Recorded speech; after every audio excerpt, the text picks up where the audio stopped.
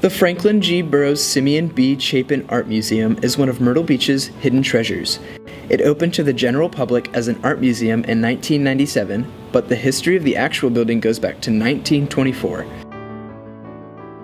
The house, because it's actually a Deco-era beach house, was built in 1924 by the Cannon family. And then it was sold to the Spring family as their personal vacation home.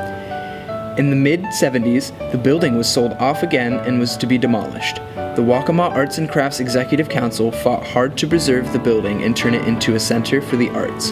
After a long battle, they won on the terms that the structure had to be relocated. And so then in 1984, in the spring, it found its new home on land donated by Burroughs and Chapin Company. Once it was settled, Harry Charles helped create the Spring-made Villa Art Museum in order to help convert the house into a public museum and center for the arts. Nearly 10 years later, the doors of the art museum opened to the public. The well-known architect LS3P designed the addition. So we're sitting in the addition we have our offices, we're sitting in the library, we have our art studio, we have our museum shop.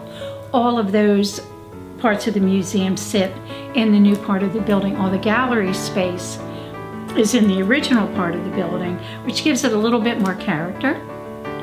And then we have our original tea porch, which is named for one of our patrons, Carolyn Burroughs, and that has a beautiful view of the ocean. We're probably one of the few museums in the world that has a view of the ocean. Today, Franklin G. Burroughs Simeon B. Chapin Art Museum does a lot for the community, aside from keeping the art culture of Horry County alive.